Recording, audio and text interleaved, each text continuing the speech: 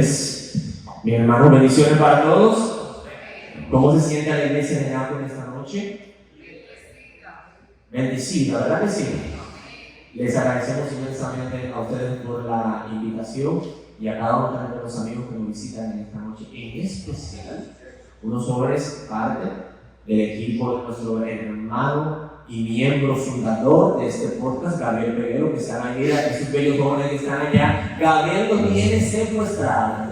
El trabajo, le dijeron, miren, tienen que ir a la iglesia de Nápoles, si no, están suspendidos. Eso fue lo que me dijeron. Y que se van a quedar aquí la noche entera. Y que vienen mañana también. Eso fue lo que él dijo. Bueno, yo no sé. Por otra parte, queremos también, no solamente darle la bienvenida, sino felicitar a uno de nuestros miembros que está de cumpleaños. Y queremos que todos con nuestra mano derecha felicitemos a nuestro hermano Cristian Suárez, que el día de hoy, al momento de estar grabando este video, está de cumpleaños. Cristian, bendiciones, Dios te bendiga y muchas felicidades. ¿Cómo te sientes? ¿Cómo la has pasado? ¿Cómo se siente ser mayor del grupo? Sí, verdad. No quieren ni hablar. Bien, les invitamos a todas las personas que nos están viendo a través de las redes sociales, seguirnos en Instagram, en TikTok y Vamos a Hablar. Facebook, YouTube, Vamos a Hablar. Les invitamos a que vean la campanita, se suscriban y que sobre todo compartan el video porque Vamos a Hablar está muy interesante. Bendiciones. Bien, vamos a buscar en nuestras Biblias la primera carta de Pedro, capítulo 5, versículos 8 y 9. Primera carta de Pedro, capítulo 5, versículos 8 y 9, dice de la siguiente manera: Sed sobrios y velad, porque vuestro adversario el diablo, como león rugiente, anda alrededor buscando a quien devorar, al cual resistid firmes en la fe, sabiendo que los mismos padecimientos se van cumpliendo en vuestros hermanos en todo el mundo. Dios bendiga a los oidores de su santa palabra. Bueno, vamos a tomar una actitud de reverencia, así como estamos, para hablar con nuestro Dios. Oramos. Padre Santo que estás en los cielos y de una forma muy especial, buen Dios, nos visitas en esta iglesia. Te damos gracias, buen Dios, porque para siempre es tu misericordia. Queremos, Señor, dedicar este momento a ti, buen Dios, que todo lo que se haga aquí, lo que se hable, Señor, sea dirigido por ti. Bendice, buen Dios, esta iglesia y a toda la iglesia, Señor, en ancha paz de la tierra. En el nombre de Jesús. Amén. Familia, buenas noches nuevamente. ¿Están bien?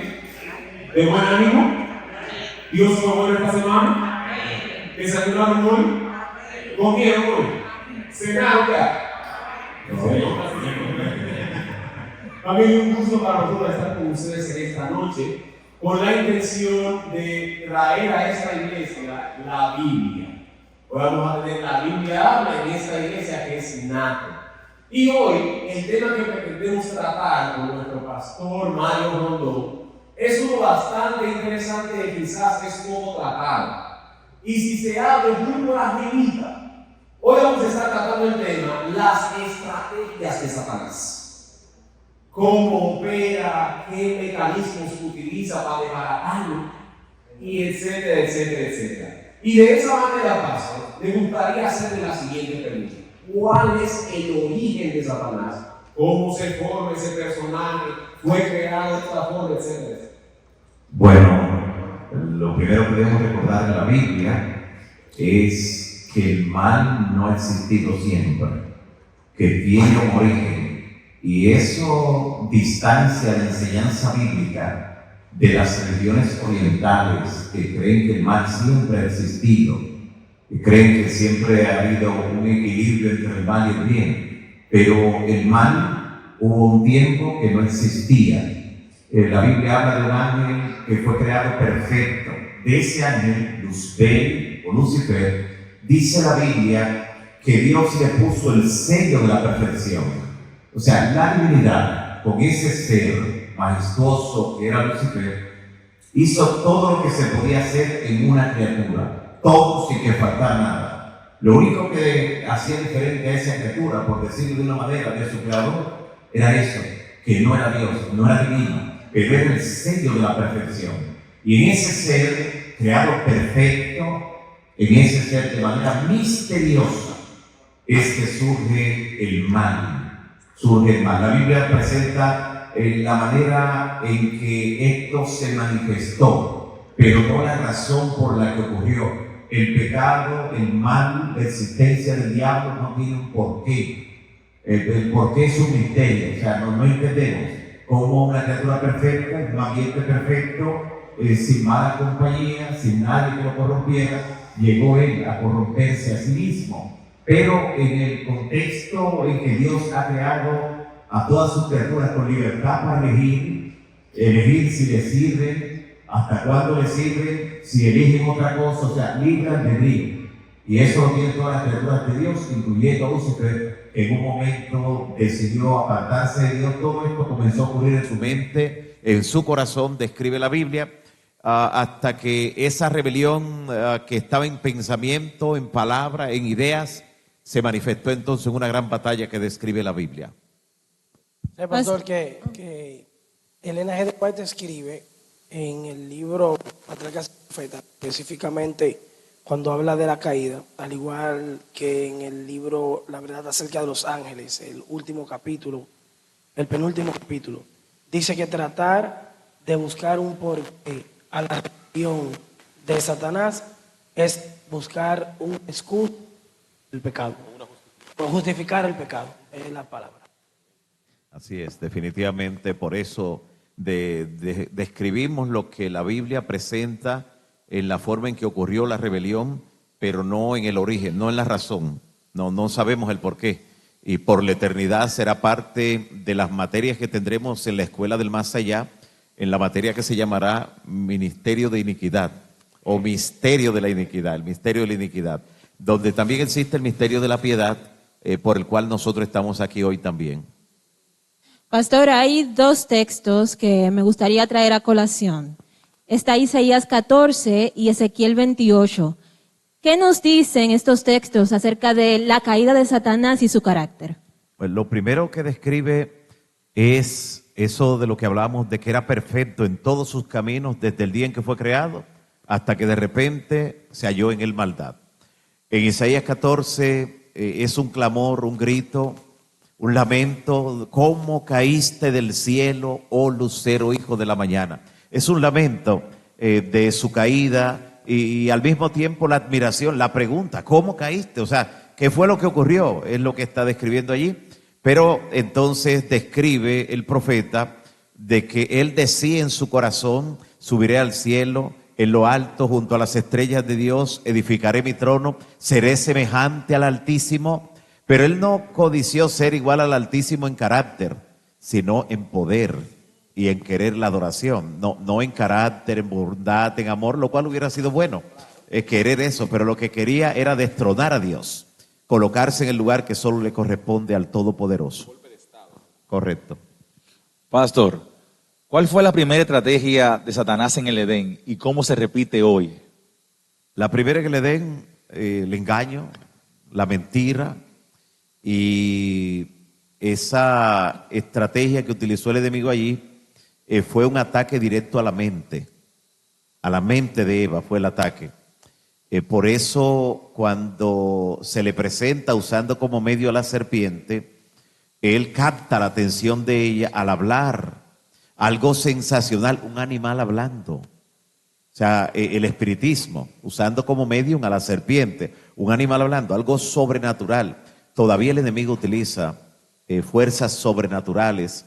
Hay gente que cree que donde quiera que hay manifestación de un poder sobrenatural, que eso viene de Dios. Se olvida que aquí en la tierra hay otro que tiene mucho poder.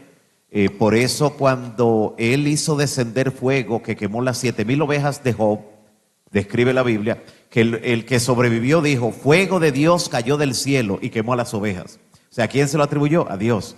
Porque hay gente que cree que todo lo que viene de arriba también procede de Dios. Así que el enemigo opera desde las regiones celestes, como dice también la Biblia en Efesios capítulo 6, y su ataque sigue siendo a la mente. Su ataque a la mente con mentira, a veces tergiversando la verdad, que son medias verdades. Todavía él sigue utilizando medias verdades también.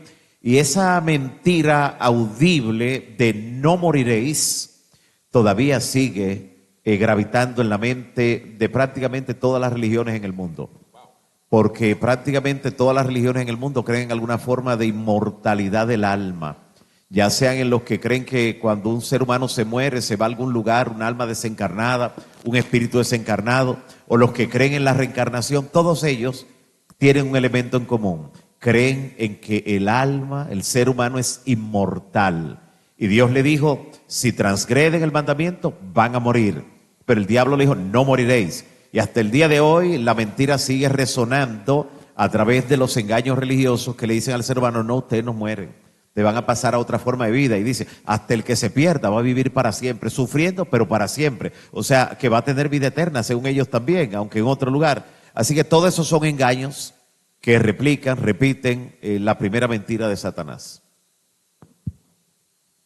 Entonces, podríamos decir, o más bien, la pregunta sería, ¿qué es el alma?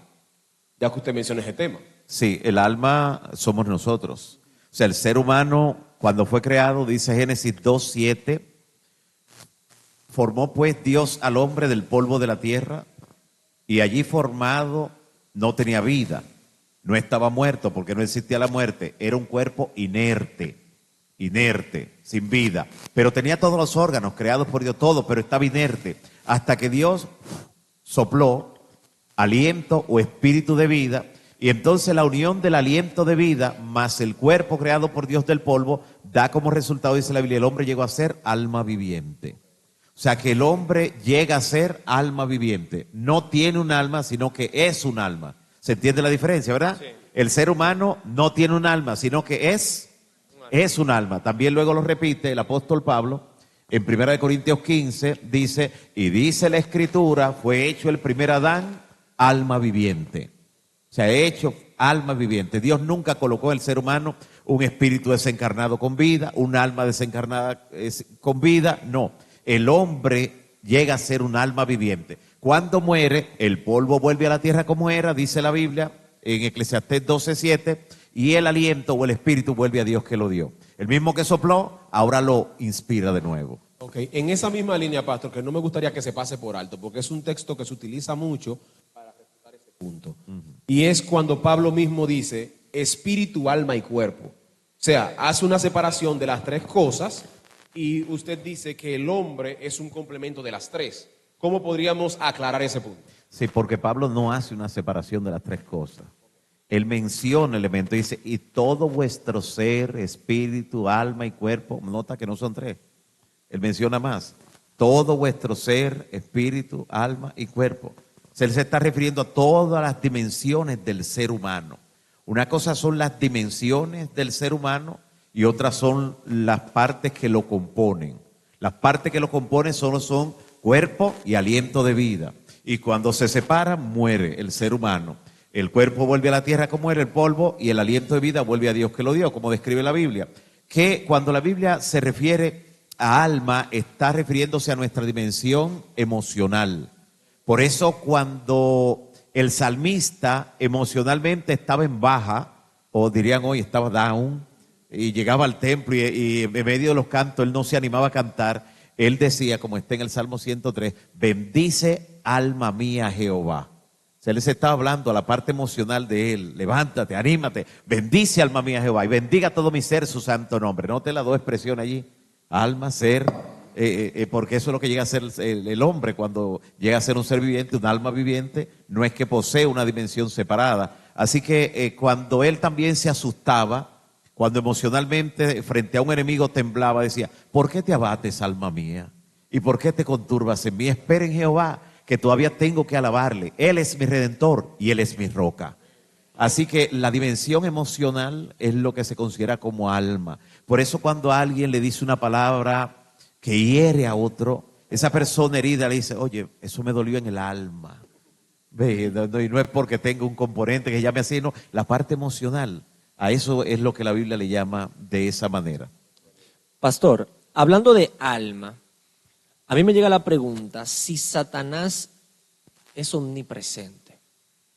¿Por qué? Porque no, yo veo y vemos todos, me imagino que también el público que está aquí sabe, como que Satanás logra influenciar a mucha gente, pero lo hace al mismo tiempo. O sea, no es que él coge a una gente hoy y mañana coge a otra. No. Son millones de gente al mismo tiempo. Satanás no es omnipresente, gracias a Dios. Gracias a Dios que Satanás no es omnipresente. ¿Y cómo se explica eso entonces? Pero recuérdate que la Biblia dice que él no fue expulsado solo. Antes de ser expulsado, él convenció a la tercera parte de los ángeles. ¿Y sabe cuántos son esa tercera parte de los ángeles? Son millones de millones. Por eso, en un solo hombre, la Biblia describe cómo había una legión de demonios. Y una legión, un colectivo del ejército romano, una legión, estaba compuesta entre 4,000 y 6,000 soldados de a pie y 800 de a caballo. O sea, estamos hablando de que hay suficientes demonios para que en una persona, a veces, para poseerlo, para dominarlo, hayan miles en un solo. Y estamos hablando de que en la humanidad hay más de 8,000 millones de personas.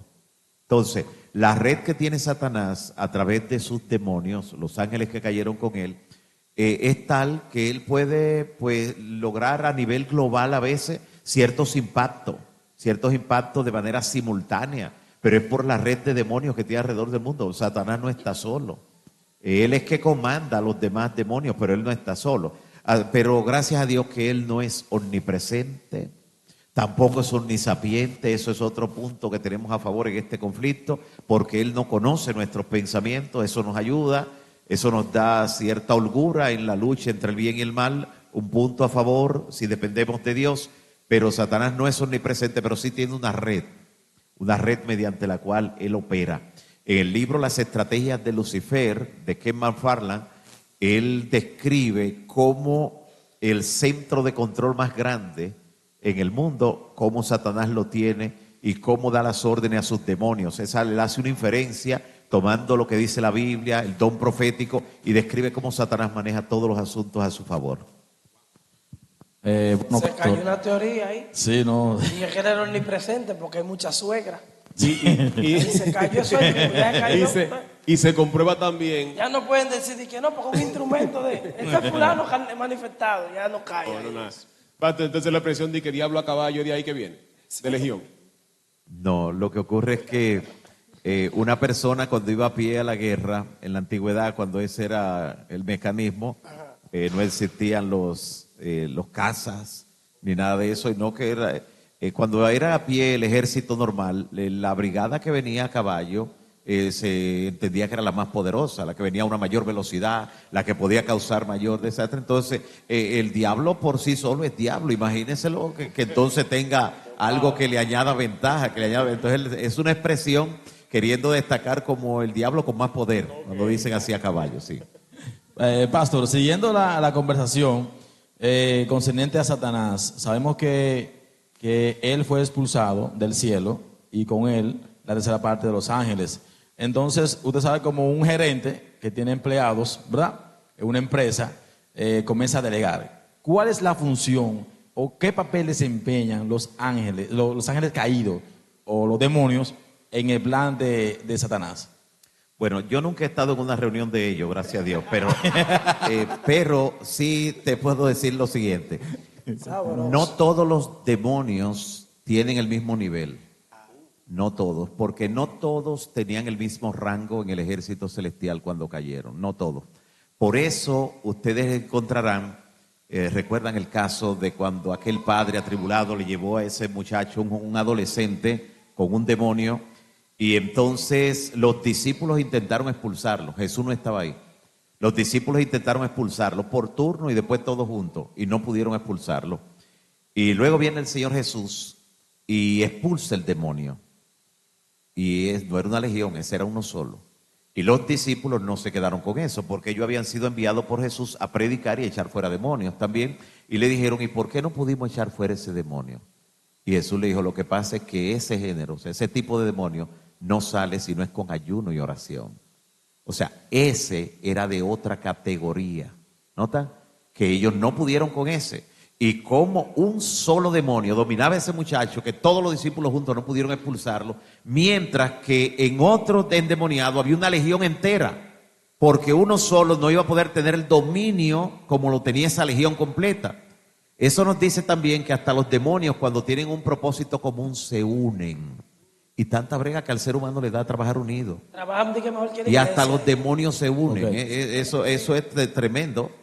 Entonces, pastor, trayéndolo más aplatanado. O sea, los ángeles tienen rango, como aquí los militares. Amigo, compañero, uno para- pero- ajá. Los rasos, los rasos. Son los rasos. Sí, sí, los sí, sí, bravos, sí, así mismo. Bueno, Tienen sus niveles, tienen su rango. Por ejemplo, dice en Lucas 11:24, cuando el espíritu inmundo sale del hombre, anda por lugares secos, buscando reposo.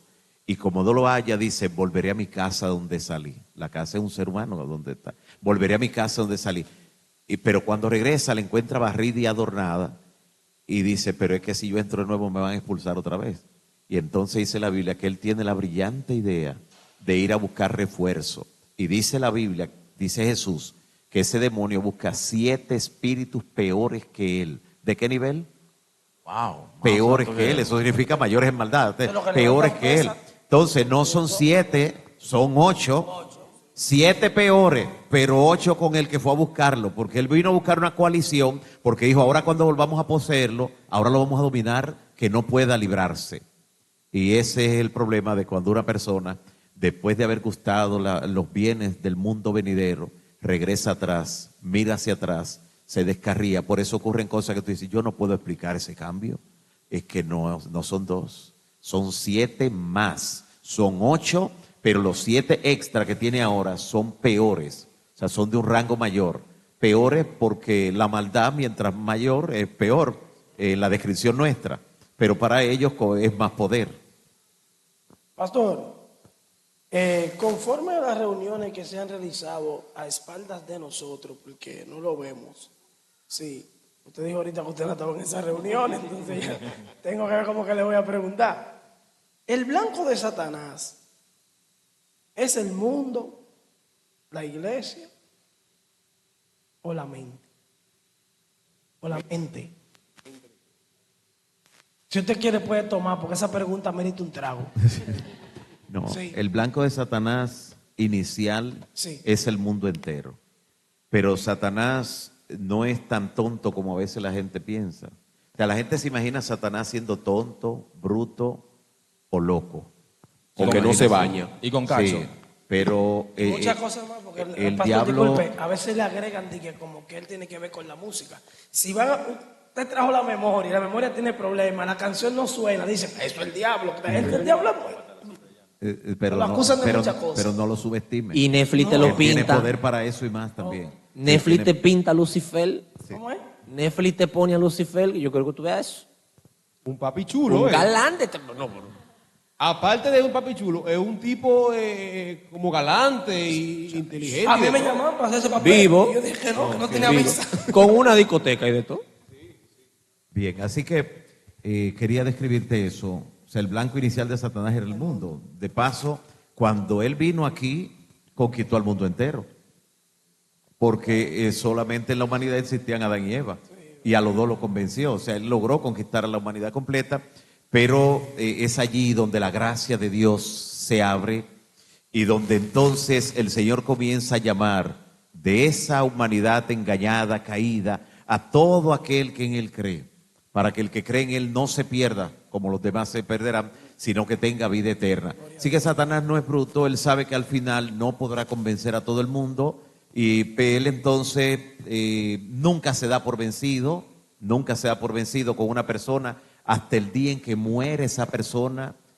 Nunca Satanás se da por vencido, siempre prueba una cosa, prueba con la otra, trata de seducirlo de una manera, de la otra, a través de la mente, que tú lo has mencionado en un par de ocasiones, a través de la mente trata de hacerlo sentir como que Dios lo ha abandonado, o sea, le causa esa sensación. Tiene Satanás ese poder de causar esa sensación, de hacer sentir a la persona de repente con ese vacío y todo lo demás. Por eso cuando una persona, aún creyente de toda la vida, está en lecho, por eso no se le debe abandonar, porque en esos momentos el diablo quiere venir para que él dude, venir a su encuentro para que él dude de que está en la gracia, de que está bajo la misericordia de Dios. Por eso siempre es bueno acompañarle, fortalecer su fe, ministrarle en esos momentos, y la Biblia ha dado provisión para eso, porque Satanás nunca se da por vencido, pero él sabe que no podrá conquistar a todo el mundo, él lo sabe.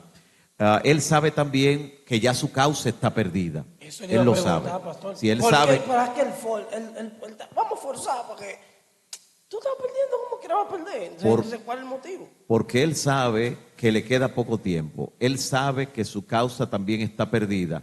Pero la única forma que él tiene de causar dolor al corazón de Dios, que es su oponente en este conflicto, es haciendo que alguien más se pierda. Si tú llegaras a perderte, piensa en esto, tú eres único y única, irrepetible. Dios no ha creado otra persona exactamente igual a ti. No existe. Tú con tus problemas, tus dudas, tus necesidades, con todo, tú eres único y única a la vista de Dios. Tú eres un código genético irrepetible. Y si tú llegaras a perderte, le harías falta para siempre a Dios. Y Satanás sabe eso. Por eso él se esfuerza por cada centímetro de territorio en el conflicto, por cada persona en forma individual. Él lucha por cada uno como si fuera el único que existiera. Y lucha hasta el momento de la muerte. Hay un conflicto a veces para tratar de arrebatar a esa persona. Porque si él logra que ese se pierda, eso le va a doler al corazón de Dios. Esa es una de las razones. antes de pasar a Yanna, una preguntita. Algo que usted mencionó en un culto que tuvo en la mañana el domingo pasado con la iglesia de Piantini, es que el desánimo es una de las armas más efectivas del enemigo. Denos un poquito de detalle sobre ese punto. Sí, así es. Yo citaba una parábola moderna que habla de que Satanás estaba rematando todas sus armas, vendiéndolas a bajo precio. Y de que venían personas y de repente alguien viene a la subasta donde él estaba pues vendiendo allí todo y le llama la atención esa arma que estaba como descuidada allí y muy usada. Se veía ya como que no servía, muy usada. Y le dice, esta, y le dice, no, esa no la vendo. Pero si ya no sirve porque se ve muy usada, y dice, sí, pero con esa yo no la vendo porque yo puedo vender todas las otras armas, pero con esa sola yo logro mi propósito. Y cuando miró que se acercó, esa arma se llamaba el desánimo. El desánimo es una de las armas principales, si no la principal de Satanás.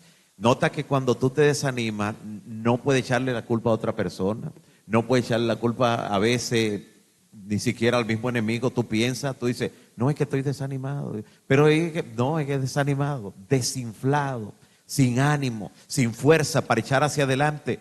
Ese desinfle que produce el enemigo, ese desánimo, ha hecho que muchas personas sucumban en el conflicto entre el bien y el mal, se pierdan finalmente, mueran alejados de la verdad, mueran alejados de Dios. Por eso cuando el salmista se sentía así, decía, ¿por qué te abates, alma mía? O sea, él se confrontaba a sí mismo.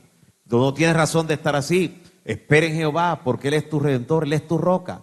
Así que el desánimo es una de las armas principales, si no la principal de Satanás. Pastor, usted mencionaba ahorita que hay mucha mentira disfrazada de verdad hoy en día. Entonces me causa curiosidad cómo Satanás puede tergiversar la verdad de Dios sin que muchos se den cuenta. Bueno, porque él encuentra un terreno fértil en las personas que quieren una religión a su medida. Hay gente que quiere una religión a su medida como si fuera un traje. Ese no me sirve, a mí me gusta así. Y entonces ahí Satanás le tiene una oferta. O sea, esa es la razón por la que él, cuando tergiversa, cuando usa una verdad a media, encuentra público, encuentra gente. Y por eso existen tantas religiones en el mundo, tantas denominaciones dentro de la misma cristiandad, porque siempre hay gente que dice, sí, pero yo quiero servir a Dios, pero me gustaría hacer esto, o que me dejen esto, o aquello. O sea, y con cada uno de esos puntos donde la persona está haciendo un traje a su medida, va creando una nueva religión, va creando una nueva denominación, y Satanás por eso logra tanto en las personas con esas mentiras. ¿Qué estrategias usa Satanás para infiltrar errores dentro del cristianismo? Y si usted conoce algunas que nos puede mencionar aquí. Bueno, modernamente la estrategia que Satanás usa más es diluir la verdad dentro de conceptos que no parecen ser malos. Pero oye lo que he dicho, diluir la verdad. Si tú tomas en esta botella de agua un componente que tú lo tienes puro de 12C, tú lo echas ahí dentro, se va a diluir. ¿Qué va a pasar cuando se diluya? Va a perder fuerza, tono, todo lo que son los componentes originales se van a dispersar. Y eso busca Satanás con la verdad. nota que como la iglesia de Dios, el remanente de Dios, está blindado por una verdad, y alabado sea el Señor por eso, está blindado por una verdad que es bíblica, nadie la puede negar. Es difícil que Satanás con un ataque frontal saque a una persona, porque cuando la ataca de manera frontal, estando blindada con la verdad, la persona lo que hace es que logra acorazarse más, porque es un ataque del enemigo, incluso hasta se une más con sus hermanos para orar más y hacer frente. Pero cuando es parte de la misma verdad que él cree, la que comienza a diluirse, eso es verdad, sí, pero tú puedes llegar hasta aquí, tú puedes hacer esto, tú puedes como quieras tomar de esto, tú puedes como quieras hacer esto. Y ustedes han visto mucho de eso modernamente, personas de dentro, creando como un capítulo aparte en ese sentido, es diluyendo la verdad en conceptos e ideas humanas y convirtiéndose en abogado del diablo al decir, ¿y por qué yo no puedo hacer tal cosa? ¿Y pues, ¿y qué tiene de malo esto? ¿Y qué tiene de malo aquello? ¿Y qué tiene de malo esto? Pero nunca podrán decir qué tiene de bueno. Por eso se convierten en abogados del diablo. Entonces, la verdad se va diluyendo y eso puede provocar personas que crean que están a salvo y están perdidas, porque ya están haciendo cosas que desagradan a Dios, pero ellos están tranquilos. Eso significa que ya el espíritu, no hay sensibilidad en ellos. Pudieran cometer hasta el pecado imperdonable estando en esa situación. Así que esa estrategia es la principal que usa Satanás en nuestros días, en nuestros tiempos. Ustedes ven a través de las redes y a través de muchísimos mecanismos cómo Satanás está con eso teniendo mucho éxito. En algunos que dicen, no, yo no es que niegue la verdad, pero yo pienso que también puedo hacer esto, puedo hacer aquello, y se van deslizando porque la verdad se le ha diluido y ha perdido poder para ellos. Pastor, a través de la cultura, a través de la política y a través del entretenimiento, ¿cómo Satanás puede utilizar esto para desviar la mente de la gente? Bueno, a través de la política, tú dices, de la cultura, del entretenimiento, a través de eso Satanás puede lograr entretener y distraer, pero no tendrá éxito aún con esas armas si no encuentra una persona, como diríamos en un lenguaje beisbolístico, si no lo encuentra fuera de base. Pero una persona que espiritualmente está conectada con Dios, estas son cosas que la podrá observar en un momento, pero no son cosas que le van a quitar su atención de lo espiritual. No van a desplazar a Dios de su corazón, no van a desplazarlo, porque el mundo está lleno de esas cosas. Y tú eres bombardeado, aún yendo en un vehículo, hasta por el impacto publicitario, y con lo que tú oyes en el camino, aún sin tú ser quien lo coloque para tú consumirlo, tú vives consumiendo cosas. Es posible que un día te esté resonando una canción en la cabeza, que tú dices, ¿de dónde esta canción se me ha pegado ahora? Pero es que donde tú trabajas la colocan varias veces, y entonces, ahí sí. Tú entiendes, entonces tú no necesitas a veces ser tú el que lo produzca, sino que tú eres bombardeado constantemente, y por eso nosotros tenemos que cada día antes de salir, pues lograr revestirnos de la palabra de Dios, que es poderosa.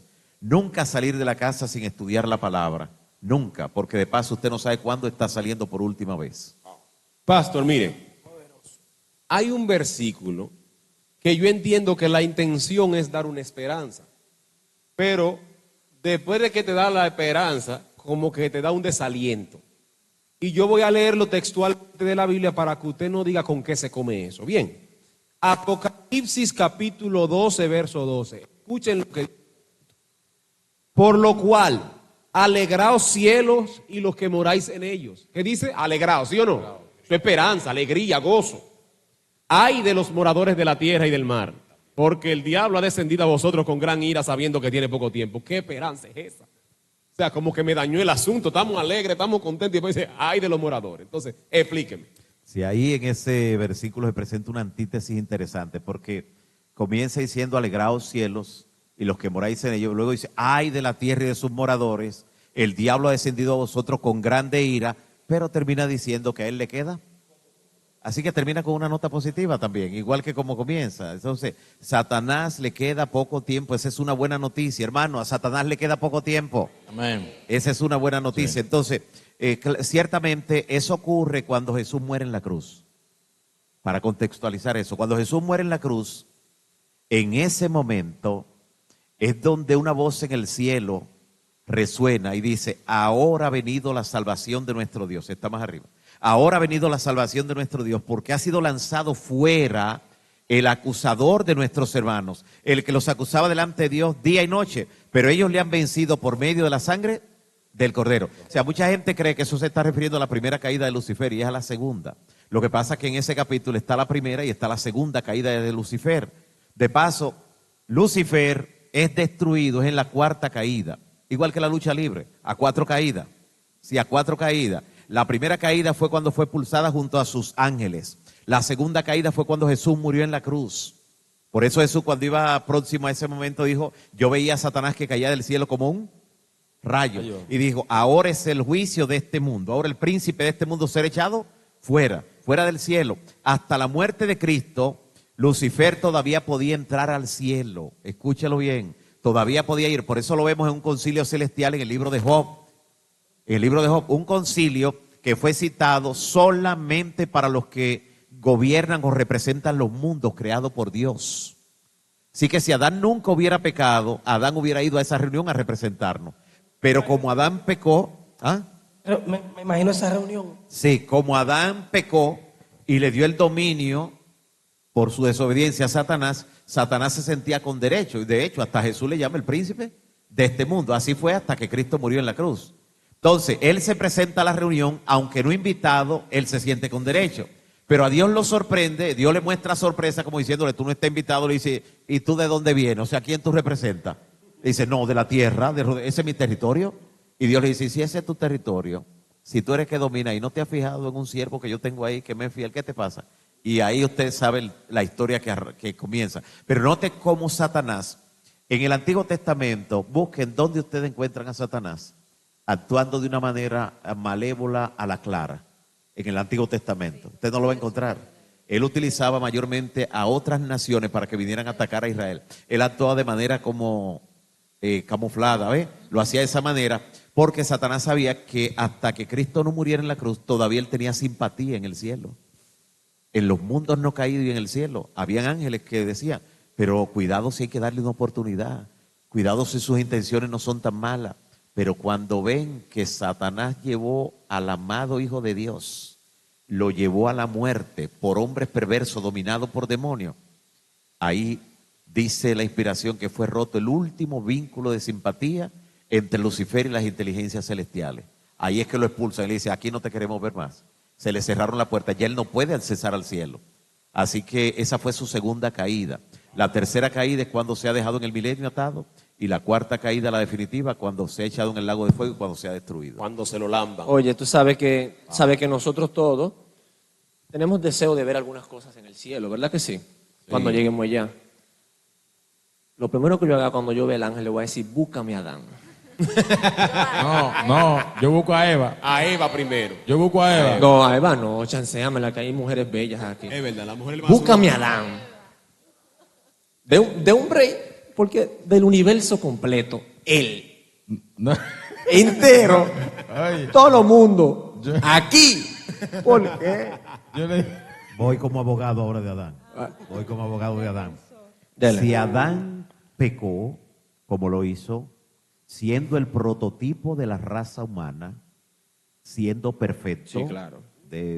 Era perfecto y era el prototipo de la raza humana, el que tenía la mayor capacidad intelectual, de discernimiento y de todo, el mayor poder lo tenía él, de toda la raza humana. Si Adán pecó, significa que cualquier ser humano que hubiera estado en su lugar, hubiera hecho lo mismo también. Defiéndame a Eva también, para la gente como Gaby, que dice que Eva fue la culpable. No, yo no he dicho eso. Usted es uno de los que dice Yo he que las dicho- mujeres, yo digo usted que es la- uno de los que dice que Eva fue la culpable de eso. Yo digo que cada vez que la mujer tiene la menstruación, dice que Eva es el problema. Sí. Yo creo que las mujeres son las que van a jalar a Eva. Le va a decir, mira, Eva, Un comité. Vamos. tú no sabes lo que está debajo de un secador, mira. Y van a comenzar a hablar sobre El último vamos a hablar, lo va a grabar entre con Eva. Sí. No echar la culpa a nuestros primeros padres realmente no resuelve el problema y ellos realmente, repito, fueron el prototipo de la raza humana Eva fue curiosa cuando escuchó y se acercó al árbol primero, ¿verdad? Y después cuando escuchó al enemigo, pensó que ella podía resistir estando en terreno encantado. Pero Eva fue engañada, pero Adán no fue engañado. Adán lo hizo a conciencia. Cuando Adán ve que Eva viene con el fruto en las manos, que ya comió y viene a ofrecerle, él sabía, pero él no soportó la idea de verse separado de Eva. Le faltó la fe para entender que ese problema lo podía resolver ¿quién? Dios. Pero él le faltó fe para creer en eso y por eso él no fue vencido por el engaño. Eva fue engañada y fue vencida por el apetito, pero Adán fue por la pasión. Fue por la pasión lo que lo cegó. La pasión. Lo que pasa es que Eva después que comió no iba caminando igual, pastor.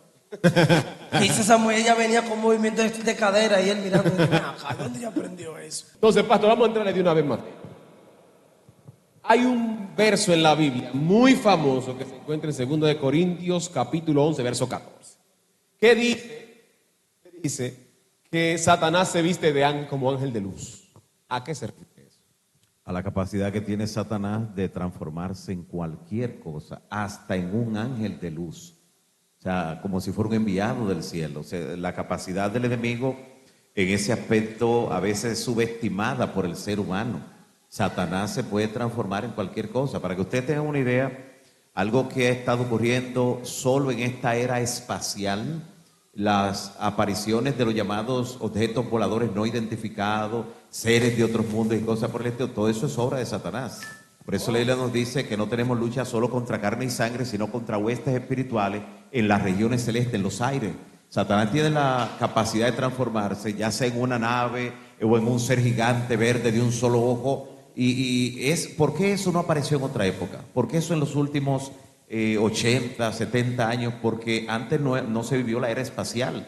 O sea, la gente no tenía idea de eso y los engaños de Satanás se limitaban a veces ir un grupo de magos en caravanas de camellos y cosas por el estilo.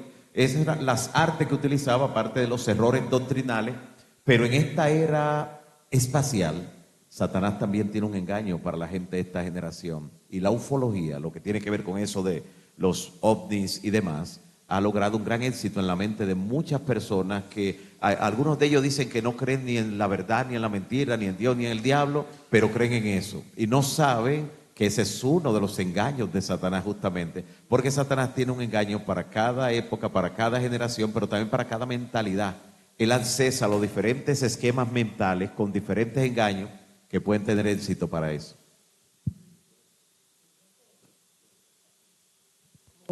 Sí, porque... Claro. ¿Por qué Satanás ataca con tanta fuerza la identidad del cristiano? Hay gente que dice, para que usted me entienda, hasta que usted llegó a las redes sociales, ¿verdad? En el nivel en el que el Señor lo está llevando, el que no es cristiano, no practica ningún tipo de denominación religiosa, lo ve a usted y con usted ahora se hacen comparaciones.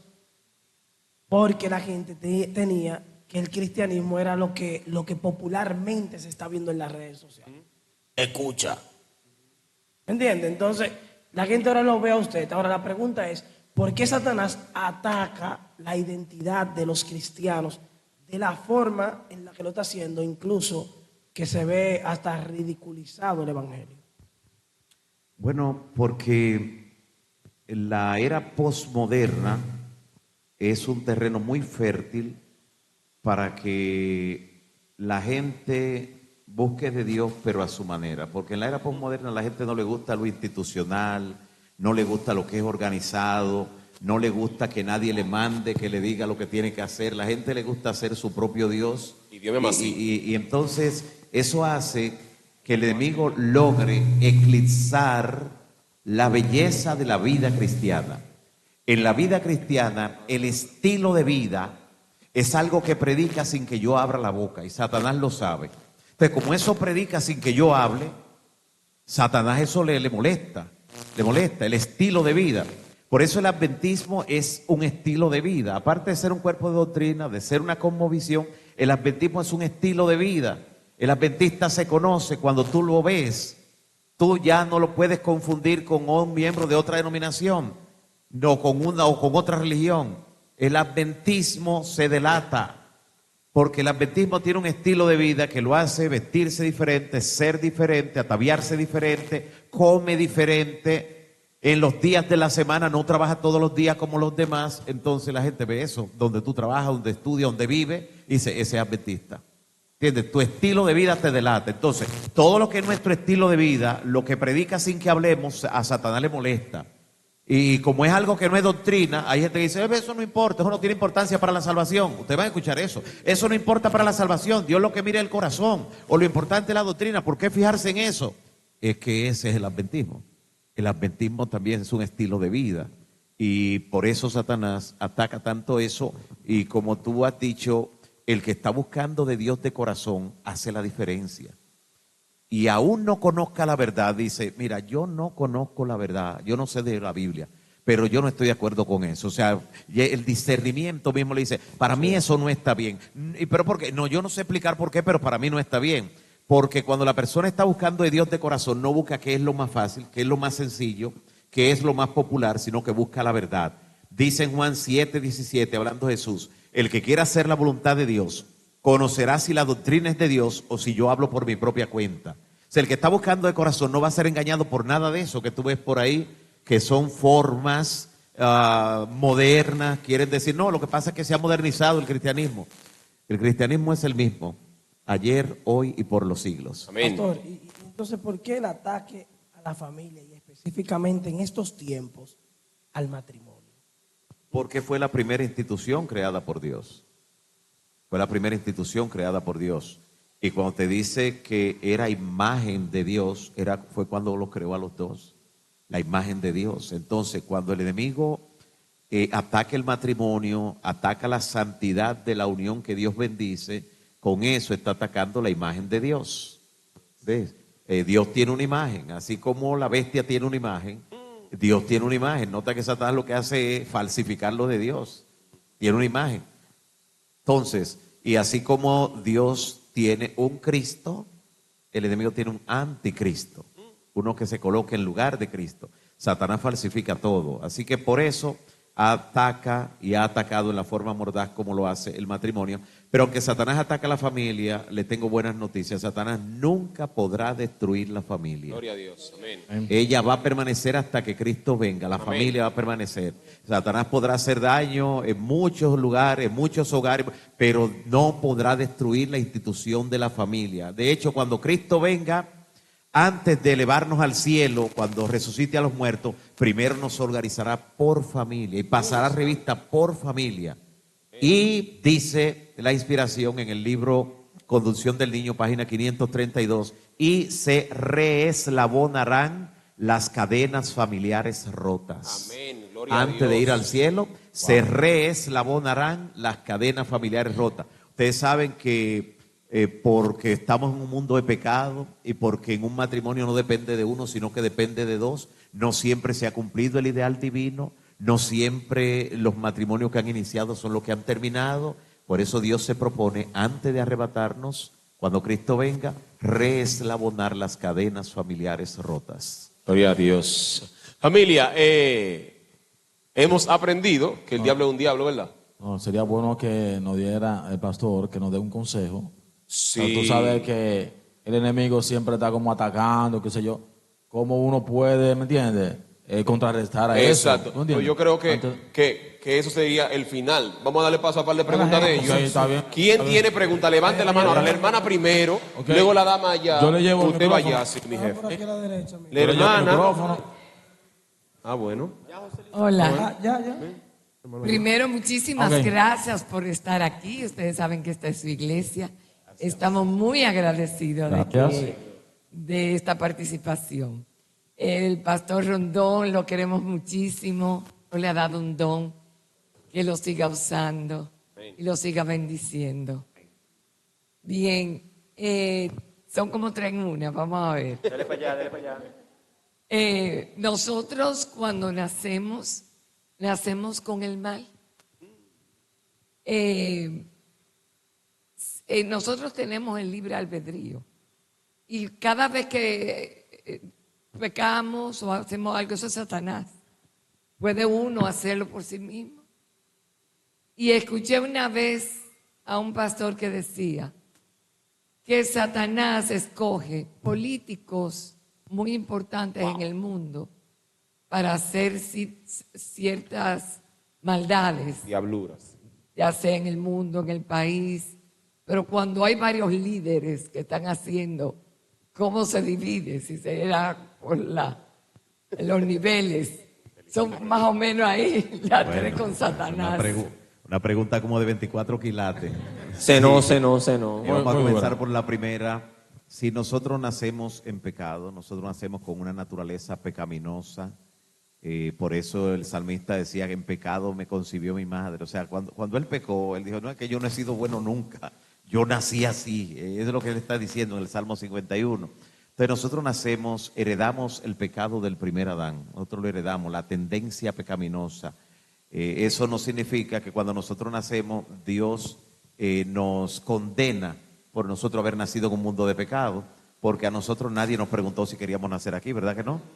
Ni nos dijeron, ¿quieren nacer en este mundo? Otros tomaron la decisión por nosotros, nos trajeron a este mundo y de repente estamos aquí en un mundo de pecado, con una naturaleza pecaminosa, diciendo como Pablo, miserable de mí, ¿quién me librará de este cuerpo de muerte? A esa naturaleza pecaminosa le llaman, ¿quién me librará? Yo queriendo hacer el bien y veo que se revela.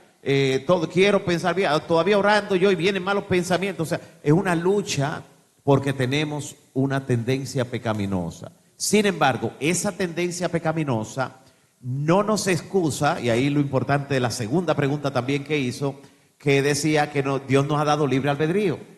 O sea, nosotros tomamos decisiones. Es cierto que tenemos una naturaleza carnal, sujeta al pecado, vendida al pecado.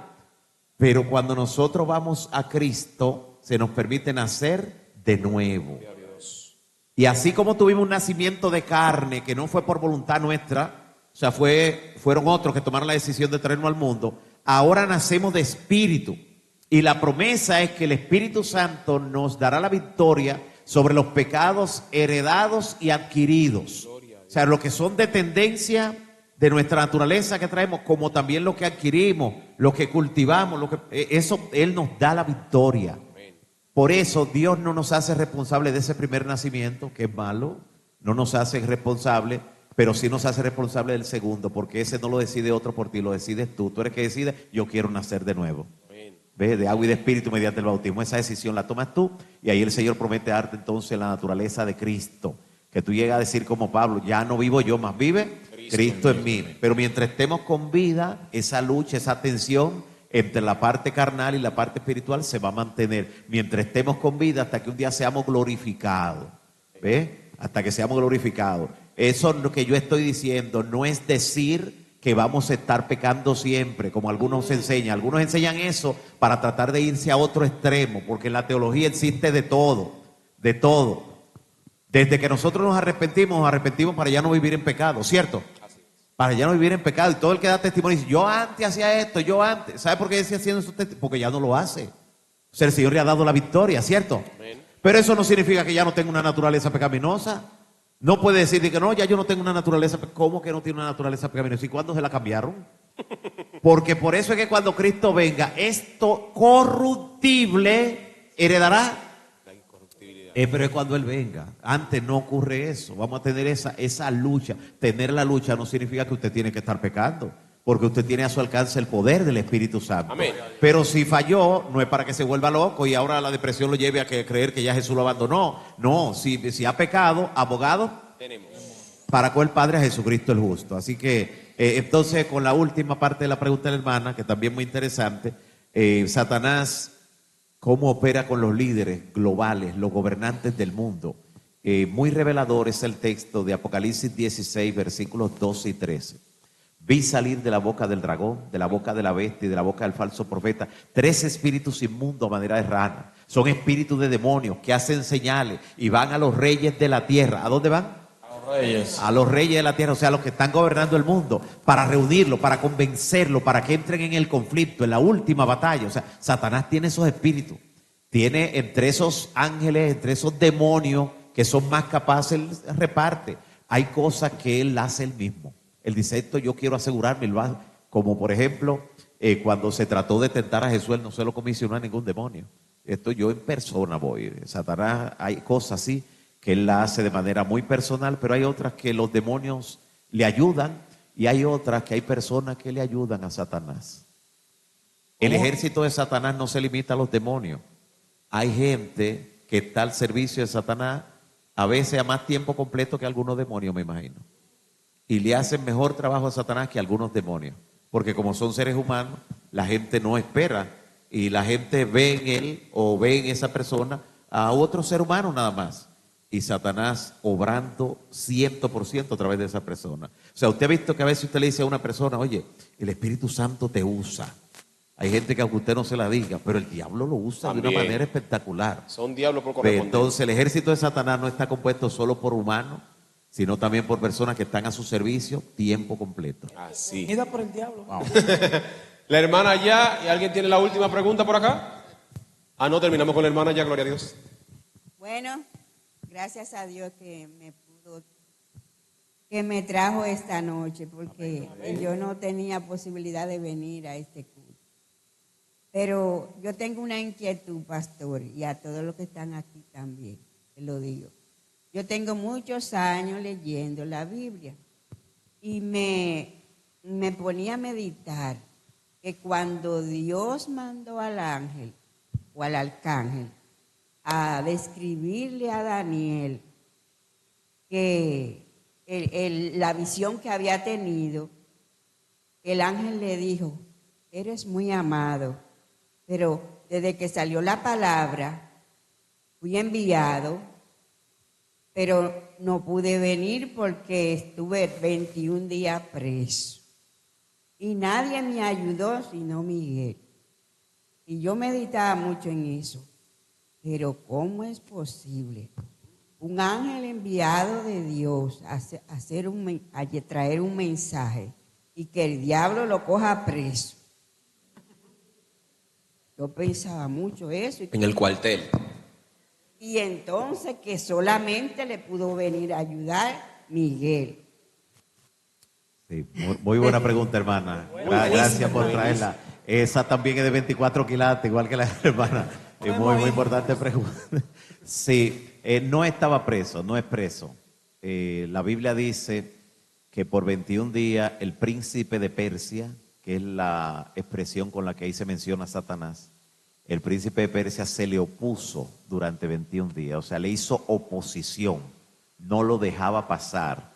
O sea, decir que estaba preso, porque tal vez alguna versión de la Biblia dice que estaba detenido el acceso hacia Daniel, pero no era realmente preso. Y es interesante cuando él dice, nadie me ayudó, o sea, no es que nadie no quiso ayudarlo, es que nadie podía ayudarlo, solo Miguel, porque el arcángel Miguel, ¿quién es? Cristo, el único que podía quitarle a Satanás, porque usted sabe qué ángel era, el ángel que ocupa el lugar donde estaba Lucifer antes, el ángel Gabriel. El ángel Gabriel es el que ocupa el lugar que dejó vacante Lucifer. Ese puesto era muy importante, no podía quedarse así vacante. Así que el ángel Gabriel es el que ocupa ese lugar. Y cuando él vino, o sea, imagínense, era contra el diablo, o sea, era contra Lucifer, el que había ocupado ese lugar excelso. No fue una batalla fácil, o sea, él no podía vencer a Gabriel porque venía en nombre de Dios, pero tampoco lo dejaba pasar. Pero cuando Jesús vino, ahí no hubo discusión. O sea, cuando Jesús vino, ahí desapareció inmediatamente la oposición, porque Satanás no puede. El arcángel Miguel es el que está de parte de nosotros, de parte del pueblo, es el que defiende.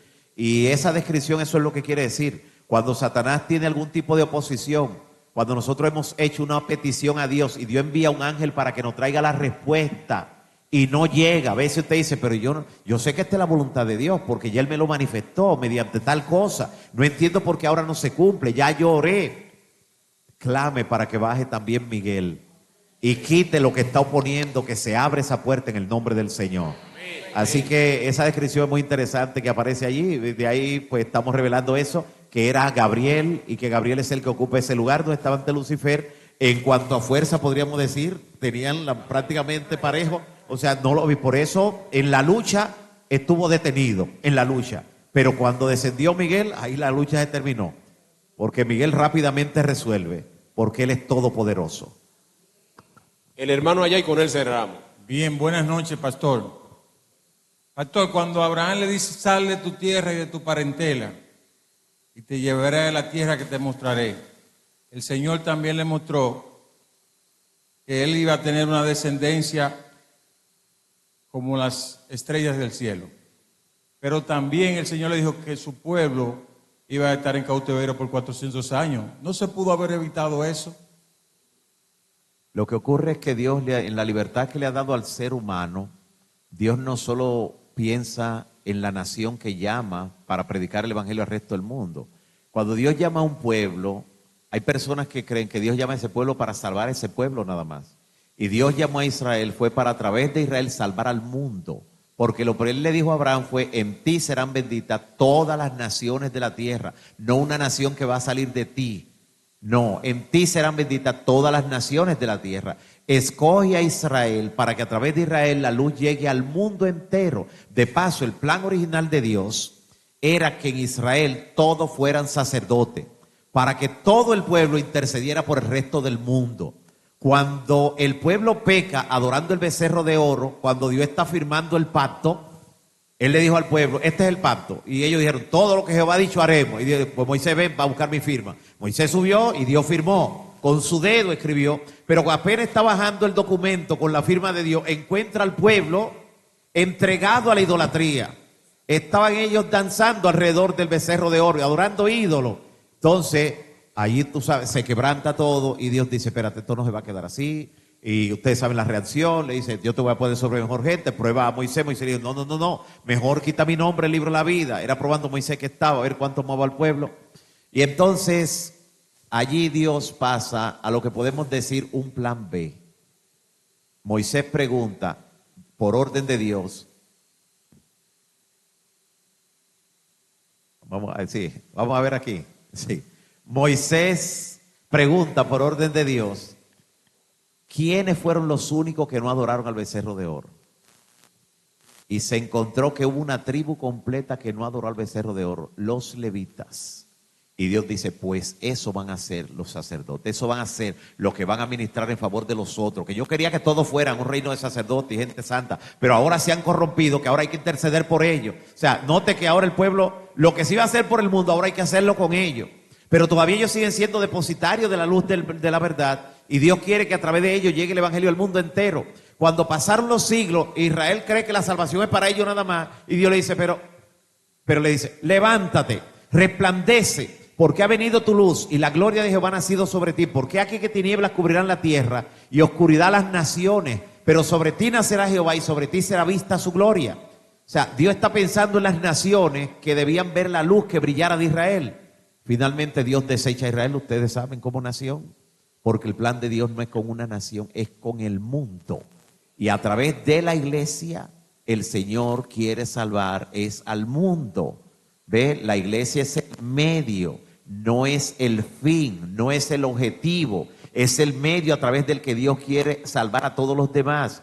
Porque Él tiene otras ovejas que no son de este redil, las cuales le conviene traer para que haya un solo rebaño, que siga un solo pastor, que es Cristo Jesús. Pastor, hay una pregunta ahí que no quiero dejar pasar porque la hace Nilvana y no quiere decirla.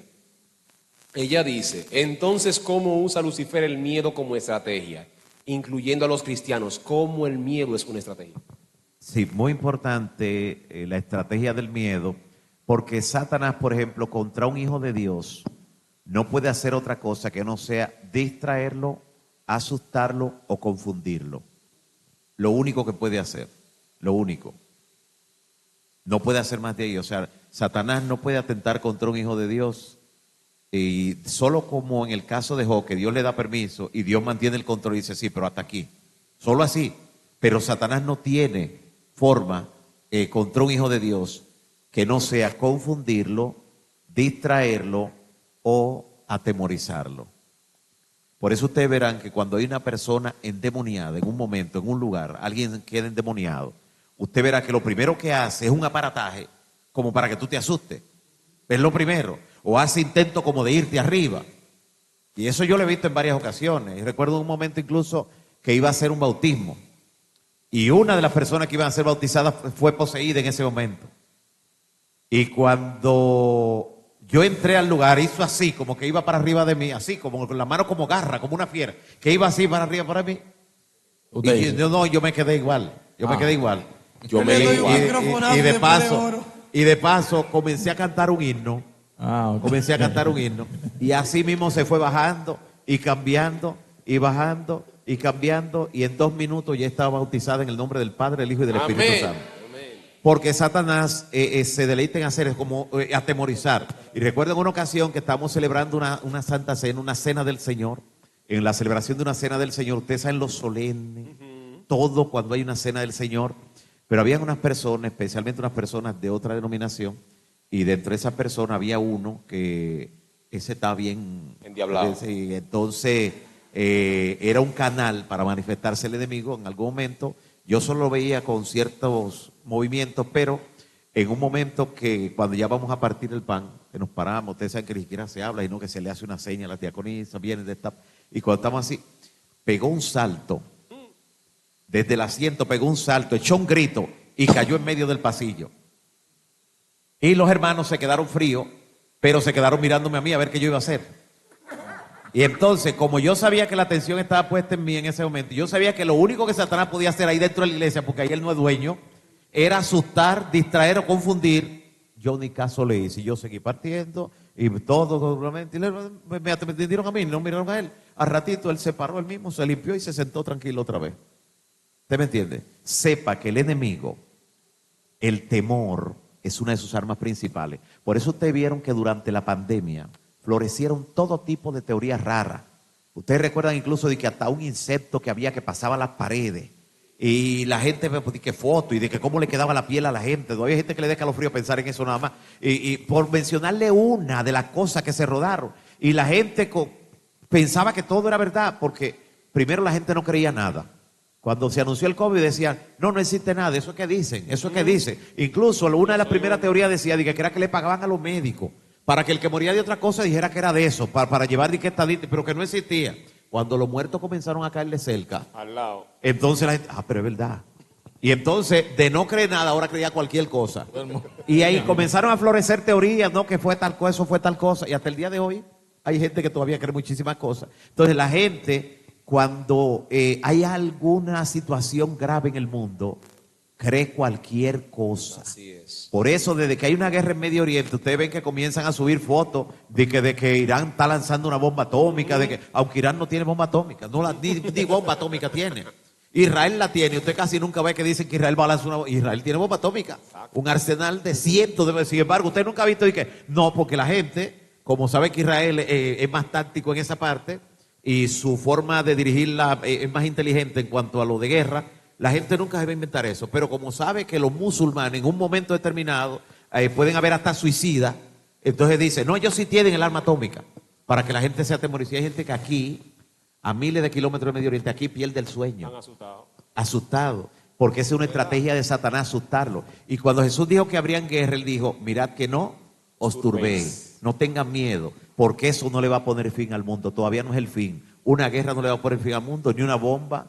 O sea, no tenga miedo, que lo que le va a traer el fin al mundo es la predicación del Evangelio. Amén. Cuando sea predicado en todo el mundo, entonces vendrá El fin. Así que no tenga miedo, miren, ni al terremoto que pasó las otras madrugadas. No, fue fuerte, sobre todo lo que vivimos en lugares bien altos, lo sentimos fuerte, pero sepa que Dios está al control. Y que todas esas cosas solo son señales, no van a traerle fin al mundo, nada de eso. Son señales que nos recuerdan que este mundo no es nuestro hogar. Amén. Que no nos acomodemos demasiado, que nuestro hogar eterno esté en el reino de los cielos. Amén. Cada acontecimiento que pasa en el mundo, en ello podemos escuchar los pasos de un Dios que se acerca a rescatarnos. Amén. Amén. Pero no tenga temor, porque como ella decía, el temor es una estrategia de Satanás. Si usted ve que tiene temor, tiene pánico, órale a Dios. Pídale a Dios que le dé seguridad, que Él puede darle seguridad, porque Él está a su lado y estará hasta el fin del mundo. Amén. Gloria a Dios. Gloria a Dios. Familia, primero que todo queremos agradecerles por habernos recibido en esta noche en su iglesia.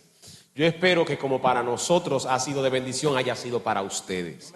y que la próxima vez que vengamos a la iglesia de Naco también nos brinden el mismo cariño que nos han brindado hoy.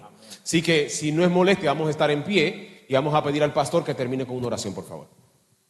Bien, agradecemos también y gracias por estar presente.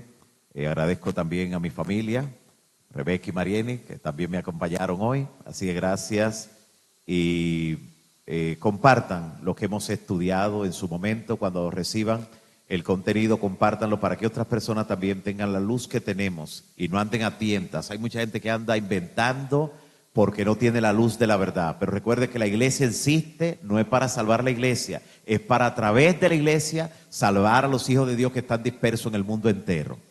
Así que cumplamos con la misión en el nombre del Señor. Oramos.